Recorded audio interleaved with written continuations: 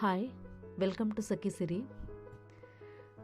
ಈಗಾಗಲೇ ನಾನು ಈ ಚಾನಲಿಗೆ ಒಂದು 10-15 ವೀಡಿಯೋಸ್ ಹಾಕಿದ್ದೀನಿ. ನೀವೆಲ್ಲರೂ ನೋಡಿದ್ದೀರಿ, ಥ್ಯಾಂಕ್ ಯು. ಇವತ್ತು ನಾನು ಹೆಸರು ಕಾಳಿನ ಚಟ್ನಿ ಮಾಡ್ತಾಯಿದ್ದೀನಿ. ತುಂಬ ಸಿಂಪಲ್ಲು. ಹೆಸರು ಕಾಳು ಬಂದು ಐರನ್ ರಿಚ್ ಅಂತ ಹೇಳ್ಕೊಂಡು ಮಾಡ್ತಾಯಿದ್ದೀನಿ. ಇದು ತುಂಬ ಸಿಂಪಲ್ಲು, ಮಕ್ಕಳಿಗೆ ಒಳ್ಳೆಯದು. ಹಾಗೆ ಈ ಚಟ್ನಿ ಬಂದು ಚಪಾತಿ, ದೋಸೆ, ಇಡ್ಲಿ, ರೊಟ್ಟಿಗೆ ತುಂಬ ಒಳ್ಳೆ ಕಾಂಬಿನೇಷನು. ಅದಕ್ಕೆ ಏನೇನು ಬೇಕು ಅಂತ ಐಟಮ್ ಹೇಳ್ತೀನಿ. ಓಕೆ, ಒಂದು ಬೌಲು ನಾನು ಕಾಯಿ ತುರಿ ತೊಗೊಂಡಿದ್ದೀನಿ. ಹಸಿ ಕಾಯಿ ತುರಿ, ಅದು ಕೊಬ್ಬರಿ ತೊಗೊಳೋರು ಕೊಬ್ಬರಿ ಕೂಡ ತೊಗೊಬೋದು. ನಾನು ಹಸಿ ಕಾಯಿ ತುರಿ ತೊಗೊಂಡಿದ್ದೀನಿ. 1/4 ಬೌಲು ಹೆಸರು ಕಾಳು ತೊಗೊಂಡಿದ್ದೀನಿ.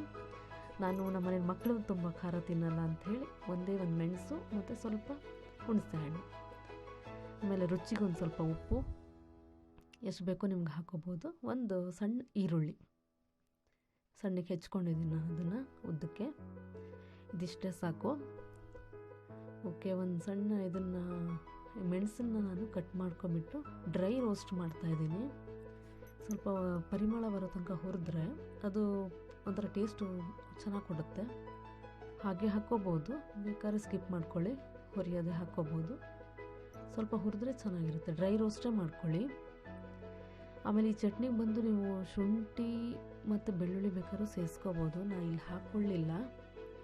ಮೆಣಸನ್ನು ಸ್ವಲ್ಪ ರೋಸ್ಟ್ ಮಾಡ್ಕೊಳ್ಳಿ, ಸ್ವಲ್ಪ ಪರಿಮಳ ಬರಲಿ. ಅದು ತುಂಬ ರೋಸ್ಟ್ ಮಾಡ್ಕೊಳ್ಳೋಕೆ ಹೋಗಬೇಡಿ, ಒಂಥರ ಸುಟ್ಟು ಹೋದಂಗೆ ಅದು ಟೇಸ್ಟ್ ಚೆನ್ನಾಗಿ ಬರಲ್ಲ. ಅದನ್ನು ನಾನು ಹುರಿದಾಗಿದೆ. ಈಗ ನೋಡಿ, ಸಾಕು ಇಷ್ಟು. ಈ ಥರ ಅಂತ ಸ್ವಲ್ಪ ರೋಸ್ಟ್ ಆಗಿದೆ ನೋಡಿ, ತುಂಬ ಕರ್ಕಲ್ ಆಗೋದು ಬೇಡ. ಅದೇ ಇದಕ್ಕೆ ನಾನು ಹೆಸರು ಕಾಳು ಕೂಡ ಹುರ್ಕೊಳ್ತೀನಿ. ಈ ಹೆಸರು ಕಾಳು ಕೂಡ ಹಾಗೆ ತುಂಬಾ ಫ್ರೈ ಆಗೋದು ಬೇಡ. ಸ್ವಲ್ಪ ಒಂಚೂರು ಕೆಂಪಾಗಿಬಿಟ್ಟು ಪರಿಮಳ ಬರುತ್ತೆ, ಒಂಥರ ಸ್ಮೆಲ್ಲು ಹುರಿದಿದೆ ಅಂಥೇಳಿ ಗೊತ್ತಾಗ್ತದೆ, ಅಷ್ಟಕ್ಕೆ ನಿಲ್ಲಿಸಿ. ತುಂಬ ಅಂದರೆ ಫ್ರೈ ಆಗಿಲ್ಲ ಅಂದರೂ ಒಂಥರ ಆಗುತ್ತೆ, ಮತ್ತು ತುಂಬಾ ಫ್ರೈ ಆದ್ರೂ ಚೆನ್ನಾಗಿರಲ್ಲ ಟೇಸ್ಟು. ಹದವಾಗಿ ಸ್ವಲ್ಪ ಪರಿಮಳ ಬರುತ್ತೆ, ಸ್ವಲ್ಪ ಕೆಂಪು ಬಣ್ಣ ಬರೋ ತನಕ ಫ್ರೈ ಮಾಡಿ ಸಾಕು. ಗ್ಯಾಸ್ ಆಫ್ ಮಾಡ್ಕೊಂಡಿದ್ದೀನಿ, ಅದೊಂಚೂರು ಬಿಸಿ ಇದೆ. ಆ ಬಿಸಿಯಲ್ಲೇ ನಾವು ಈರುಳ್ಳಿನ ಹುರ್ಕೊಳ್ಳೋಣ. ಓಕೆ, 1-2 ಸೆಕೆಂಡ್ ಕೈ ಆಡಿಸ್ಬಿಡಿ, ಮತ್ತು ಹಾಗೆ ಬಿಡಿ, ಸಾಕು. ಅದು ಫ್ರೈ ಆಗುತ್ತೆ, ಬಿಸಿ ಇರುತ್ತೆ. ಈಗ ನಾನು ಮಿಕ್ಸಿಗೆ ಹಾಕ್ಕೊಳ್ತಾ ಇದ್ದೀನಿ. ಫಸ್ಟು ಮಿಕ್ಸಿ ಜಾರಿಗೆ ನಾನು ಹೆಸರು ಕಾಳನ್ನೇ ಅಡಿಗಡೆ ಹಾಕ್ಕೊಳ್ತಾ ಇದ್ದೀನಿ. ಅದಾದಮೇಲೆ ನಾನಿಲ್ಲಿ ಈರುಳ್ಳಿ, ಮೆಣಸು, ಕಾಯಿ ಎಲ್ಲ ಇದೆ ಅದರಲ್ಲಿ, ಅದಷ್ಟು ಒಂದೇ ಸರಿ ಹಾಕ್ಕೊಳ್ತೀನಿ. ನೋಡಿ, ಇಷ್ಟೇ ರೋಸ್ಟ್ ಆದರೆ ಸಾಕು. ಅದು ಹಸಿ ವಾಸನೆ ಹೋದರೆ ಆಯ್ತು ಅಷ್ಟೆ. ಆಮೇಲೆ ಮತ್ತು ಉಪ್ಪು ಮತ್ತು ಆ ಹುಣಸೆ ಹಣ್ಣನ್ನು ಸ್ವಲ್ಪ ಹಾಕ್ಕೊಳ್ತೀನಿ.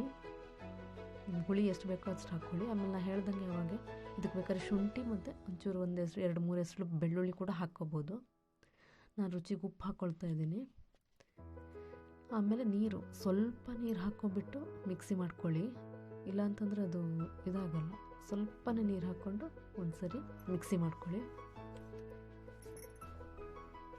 ಸ್ವಲ್ಪ ತರ್ತರಿ ಆದಮೇಲೆ ಮತ್ತೊಂದು ಸ್ವಲ್ಪ ಎಷ್ಟು ನೀರು ಬೇಕೋ ಅಷ್ಟು ಹಾಕಿ ರುಬ್ಕೊಂಡಿದ್ದೀನಿ ನಾನು. ಇಷ್ಟು ಗಟ್ಟಿ ಇದ್ದರೆ ಚಟ್ನಿ ತುಂಬ ಚೆನ್ನಾಗಿರುತ್ತೆ. ರೊಟ್ಟಿಗಂತೂ ಸೂಪರ್ ಕಾಂಬಿನೇಷನು. ನೋಡಿ, ರೆಡಿಯಾಗಿದೆ ಚಟ್ನಿ. ನಿಮಗೆ ನಾನು ಮಾಡಿರೋ ಈ ರೆಸಿಪಿ ಇಷ್ಟ ಆದರೆ ಪ್ಲೀಸ್ ಲೈಕ್ ಬಟನ್ ಹಿಟ್ ಮಾಡಿ. ಆಮೇಲೆ ನಂಗೆ ಸಪೋರ್ಟ್ ಮಾಡ್ತಾಯಿರಿ. ನನ್ನ ಮುಂದಿನ ಎಲ್ಲ